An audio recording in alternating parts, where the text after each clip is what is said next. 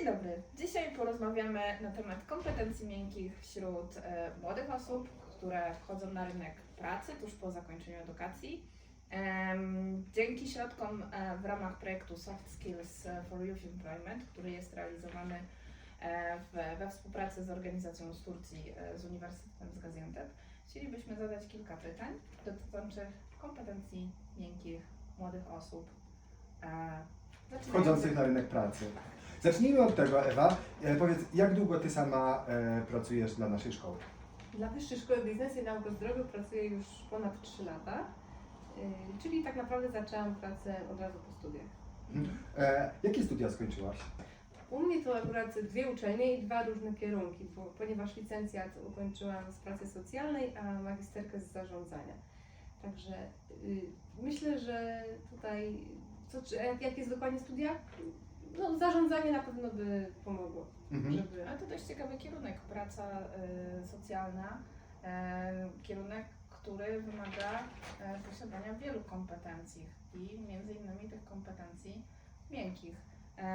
Które według Ciebie w tej chwili są najważniejsze, najbardziej pożądane przez rynek pracy?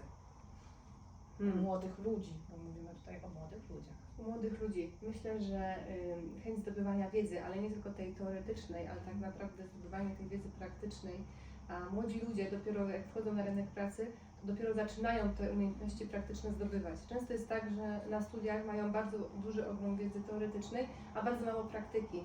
I dopiero ta pierwsza praca pomaga te umiejętności praktyczne nabyć, ale młodzi ludzie przede wszystkim są uzdolnieni technologicznie, nie mają problemu z obsługą telefonu bądź też komputera. Może to się wydawać śmieszne, ale osoby starsze naprawdę dosyć, pracownicy starsi stażem naprawdę czasami mogą mieć problemy nawet z obsługą drukarki bądź też skanera. Czyli mówimy o takiej przepaści cyfrowej pomiędzy młodymi a tymi już z długim stażem na rynku pracy. Dokładnie, ponieważ nawet kiedyś dokumenty wystarczyło odręcznie przepisywać, tak teraz mamy mnóstwo programów i czasami osoby starsze po prostu sobie czasami nawet nie radzą z napisaniem maila, tak? Bo po prostu w innych czasach pracowały i niektóre osoby Do czego mają innego problemy. są przyzwyczajone. Dokładnie. Może- Elastyczne myślenie to na pewno, taka innowacyjność i otwarcie się na takie zmiany, myślę, że społeczne i technologiczne, to co nas otacza tak naprawdę. A kreatywność? Kreatywność, kreatywne myślenie, przede wszystkim nie tylko taki schemat od A do Z, tylko coś więcej, tak? Chodzi też o to, żeby mieć jakieś nowe spojrzenie na pewną kwestię. Może uda się jakieś zadanie wykonać o wiele łatwiej i precyzyjniej, może nawet szybciej, może po prostu nie są potrzebne do tego aż takie zasoby. Także tutaj myślę, że kreatywność i takie bystre spojrzenie na pewne kwestie, to młodzi ludzie myślę, że mają takie umiejętności. I one są naprawdę dosyć ważne. Co młodzi ludzie uważają za swoje silne strony? Praca zespołowa, to na pewno. To jest zazwyczaj na pierwszym miejscu. Otwartość, komunikatywność, zaangażowanie, punktualność i myślę, że takie właśnie otwartość na zdobywanie nowej wiedzy, ciągłe uczenie się, doskonalenie, ponieważ my się cały czas uczymy. Nie można stanąć w miejscu i powiedzieć, że już wszystko umiem, tak? Wróćmy do tej innowacyjności. Zastanawiam się, jak ja mam rozumieć a zatem jak młodzi ludzie mają rozumieć innowacyjność. Co oni mają zrobić, żeby być innowacyjnymi? No to już takie trudne pytanie. Innowacyjność, czyli tak jak mówię, czasami jest tak, że do pewnego zadania potrzeba jest nagle 3 osób, tak? A można to jakoś dokładnie, tak jak nawet teraz jest kasy samoobsługowe w Biedronce, to jest właśnie innowacyjność, więc teoretycznie nie potrzebujemy pracownika, ale w praktyce czasami te sprzęty nas zawodzą, bo nagle się okazuje, że wszystkie kasy potrzebują asystenta, więc i tak ta osoba jest potrzebna. Ale innowacyjność to też może droga trochę na skróty, można coś po prostu przeoczyć, co nie jest istotne, a skupić się na samym celu. Więc po prostu czasami nawet te nowinki technologiczne mogą pomóc nam, żeby przez coś przebrnąć szybciej. Przykładowo programy komputerowe, tak? Nie musimy już rysować jakiegoś schematu na kartce, możemy to zrobić naprawdę czasami w godzinę czy 2 i mamy sprawę załatwioną. Czyli w skrócie to jest odcięcie się od utartych schematów, od przetartych ścieżek i znalezienie nowej drogi, aby osiągnąć ten sam skuteczny cel w Dokładnie. pracy. Mhm. Okej. Istotna cecha, czyli jak postrzegasz umiejętność radzenia sobie ze stresem wśród młodych ludzi? Czy dają radę, czy potrafią sobie radzić ze stresem, z sytuacjami stresowymi, podejmowanie szybkich decyzji, analityczne myślenie? No tutaj właśnie bym się zastanowiła, ponieważ czas pandemii pokazał nam, że osoby młode są bardzo, ale to bardzo zamknięte w sobie. Naprawdę siedziały przez 2 lata tylko i wyłącznie przed monitorem, nie miały kontaktów międzyludzkich, więc uważam, że naprawdę jakby tak nawet porównać osoby młode sprzed 5 czy 10 lat, a teraz, to jest naprawdę przepaść. Te osoby po prostu naprawdę mają szerokie problemy, o których nawet nie zdają sobie sprawy. Są tak zamknięci w sobie, mają tak zamrożone emocje i uważam, że w sytuacjach stresowych niekiedy sobie nie dają rady. Ale to wszystko właśnie przez to, co się dzieje. Przez taką barierę społeczną, która powstała, takie społeczeństwo cyfrowe, nie boją się powiedzieć, będąc w sieci, ale kiedy już przychodzi do takiej interakcji twarzą w twarz, to już coraz trudniej wyrazić swoje zdanie, swoją opinię. Czy masz jakieś pomysły, jak można temu zaradzić, jak można poprawić ten stan? Myślę, że na pewno takie szkolenia jak były przeprowadzane już w ich karierze zawodowej, takie właśnie komunikacja, jakieś wyjazdy integracyjne, jakieś takie spotkania cotygodniowe, nie wiem, jakieś na lunch nawet jakby się umawiali z menadżerami, z kierownikami, na pewno to pomoże, ponieważ komputer nie zastąpi rozmowy twarzą w twarz i nie zastąpi takich właśnie relacji z drugim człowiekiem, tak jak to jest po prostu najprościej. Pewne rzeczy wydaje nam się, że wszystko załatwimy też przez internet, przez maila. Nie zawsze. Czasami jest tak, że lepiej się spotkać twarzą w twarz, omówić pewne szczegóły i szybciej dojdziemy do pewnych wniosków razem, niż po prostu taka wymiana mailowa. Także myślę, że tutaj na pewno integracja, na pewno komunikacja, nawet myślę, że szkolenia z osobami z zewnątrz na temat właśnie relacji społecznych i takiego nawet takiej komunikacji, tak, bez barier. To na pewno by pomogło. Przygotowując się do tej rozmowy, dowiedziałem się, że jedną z kompetencji miękkich jest etyka pracy. I teraz ciekawi mnie, jak Ty to rozumiesz i jak możesz to odnieść do osób, z którymi miałaś kontakt w kontekście wejścia ich na rynek pracy.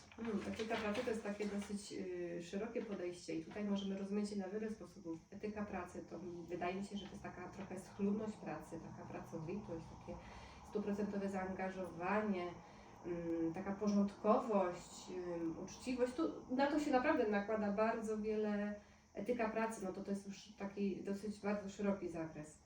Myślę, że tutaj COVID tak naprawdę, mamy też pracę hybrydową, pracę zdalną, więc tutaj też się zmienił tryb pracy. Tutaj też trzeba być, etyka pracy wydaje mi się, że trzeba być też uczciwym, tak? Że jeżeli zaczynamy pracę o 8, to nie jest tak, że pracownik sobie śpi do 10, później sobie pojedzie do lekarza, załatwi sobie obiad, wszystko zrobi, a dopiero później się siada do pracy, tak?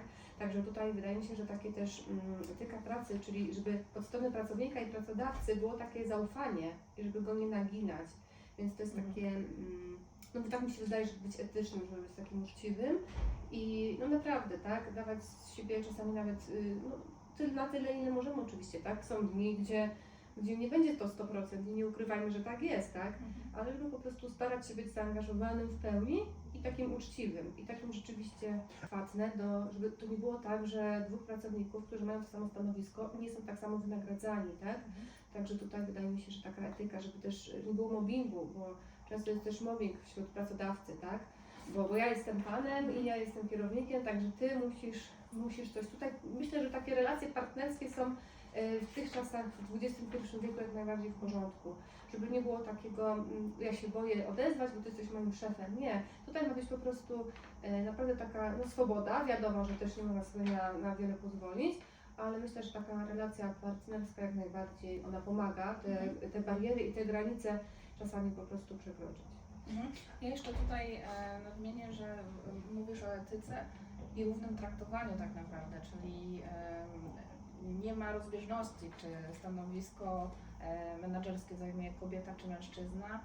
i na odwrót, prawda? Czy podlegający pracownicy to tylko kobiety, czy tylko mężczyźni.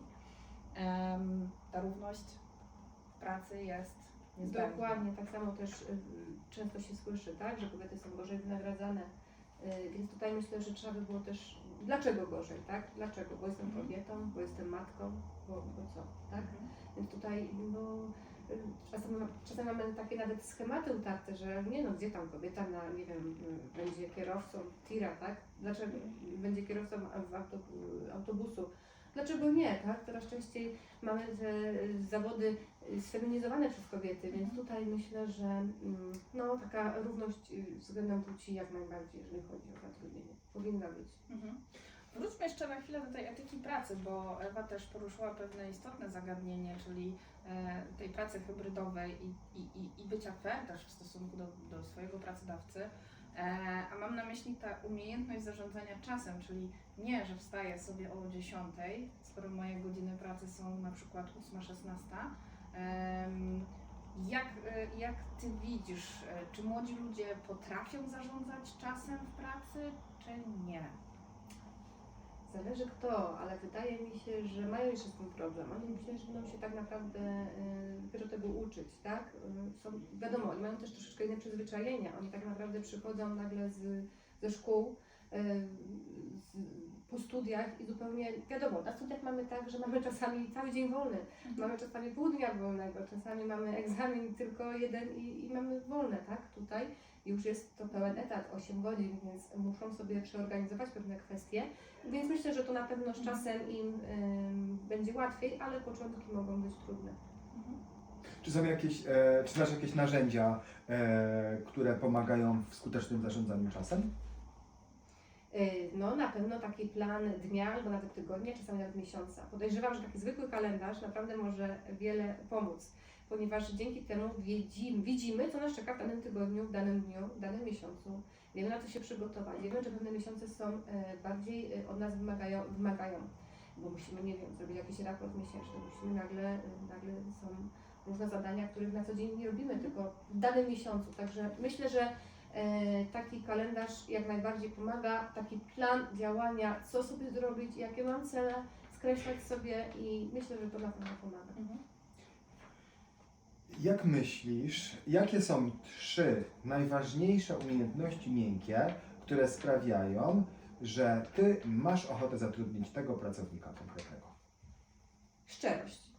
Nie lubię osób, które na rozmowie rekrutacyjnej kłamią, że są po prostu najlepsze, że mają mnóstwo cech, a później to wychodzi po fakcie, że jednak wcale nie. Także ja lubię szczerość, lubię szczere osoby, dlatego że to i tak wyjdzie po czasie. Jasne. Także szczerość jest dla mnie naprawdę tutaj bardzo ważna. Myślę, że też komunikacja, taka osoba komunikatywna, ponieważ łatwiej z taką osobą się dogadać niż z kimś cichym, zamkniętym w sobie. No i myślę, że taka praca zespołowa, mimo wszystko, bo coraz więcej pracujemy w zespole. To nie jest tak, że my jesteśmy odrębni, że tylko jesteśmy sami ze sobą i z laptopem. Także myślę, że to są takie 3 najważniejsze cechy. Jakie umiejętności miękkie sprawiają, że w miejscu pracy pracuje się dobrze, że mamy dobrą atmosferę, że mamy dobrą i zdrową relację między pracownikami? No to na pewno to jest wzajemny szacunek. Wzajemny szacunek, kultura osobista, empatia i taka dobra komunikacja. Jesteśmy wszyscy równi tak naprawdę. Czy jesteśmy sprzątaczką, czy jesteśmy kierownikiem, to jesteśmy wszyscy równi. Także myślę, że te cechy pomagają nam na to, żeby praca była w dobrej atmosferze, żebyśmy się dobrze czuli. Bo naprawdę pracujemy bardzo długo, pracujemy 8 godzin, czasami jesteśmy więcej w pracy niż w domu, więc ważne jest to, żeby dbać o tą dobrą atmosferę. No zdecydowanie znaczną większość czasu spędzamy w pracy, bo nawet i sama droga dojazdowa to już jest pewien etap podróży. Potrafisz przytoczyć przykład osoby, która osiągnęła sukces dzięki swoim kompetencjom miękkim? Oczywiście, że tak, bo tak naprawdę mamy pracowników, którzy zaczynali od stanowisk takich starszy referent, specjalista, starszy specjalista, a dzięki swoim umiejętnościom miękkim teraz są już kierownikami, zastępcami kierowników, menadżerami. Mają pod sobą ogrom ludzi, także naprawdę tutaj dobra komunikacja, ja to jeszcze raz podkreślę, dobra komunikacja, zaangażowanie, takie samodoskonalenie, zdobywanie cały czas wiedzy, uczenie się nawet poza godzinami pracy, zapisywanie się na różne webinary, szkolenia, cały czas śledzenie tych newsów, tego wszystkiego. Także oczywiście są takie osoby u nas w organizacji, które dzięki takiemu samodoskonaleniu, rozwoju, takim swoim rozwijaniu się Osobistego rozwoju. tak, osobistego i też takiego naprawdę tutaj zaangażowania, potrafiły naprawdę osiągnąć wielki sukces, ponieważ przejście z referenta do kierownika czy zastępcy kierownika to jest naprawdę ogromny sukces. Czy są jakieś takie cechy, które mogą nas blokować w osiągnięciu, we wspinaniu się po tej drabinie? Oczywiście, że tak, że nie wierzymy w siebie, jesteśmy mało ambitni, twierdzimy, że już więcej nic nie potrafimy zdziałać. Jesteśmy zamknięci w swojej skorupie i mówimy, gdzie tam, co będę więcej robił. Czasami nawet taki strach i lęk przed tym, że będziemy mieli więcej obowiązków, że sobie nie poradzimy, nie podołamy z tym. Także jak najbardziej są blokady, tak? I takie osoby po prostu stoją w miejscu. Ewa, czy masz jakieś dobre rady dla studentów tak naprawdę, którzy za chwilę zakończą pewien etap edukacji, zaczną szukać pracy? Czy masz dla nich jakieś rady, w jaki sposób mogą się przygotować do tego wejścia na rynek pracy? Gdzie mogą szukać wsparcia, pomocy, gdzie mogą tak naprawdę rozwijać swoje kompetencje? Tak, młodzi ludzie często mają możliwość zapisania się do doradcy zawodowego. Teraz jest szeroka, w internecie jest bardzo dużo ofert pracy. Dużo stażystów potrzebują pracodawcy, dużo praktykantów, także tutaj szeroka oferta jest jak najbardziej. A co do młodych ludzi, to rady to przede wszystkim wiara w siebie, żeby nie było tak, że dostaną odmowę raz, drugi, trzeci i nagle mówią, nie, ja jestem do niczego, ja sobie nie dam rady. Nie można się poddawać. Nie ta praca, to po prostu próbuję dalej, nie załamuję się, tak? To są dopiero początki. I tak naprawdę tutaj myślę, że właśnie taka wiara w siebie i taki spokój, opanowanie na pewno pomoże w znalezieniu tej idealnej pracy. A czy to będzie pierwsza idealna, to też tego nie wiemy, bo może być tak, że młody człowiek będzie się przebranżawiał, tak?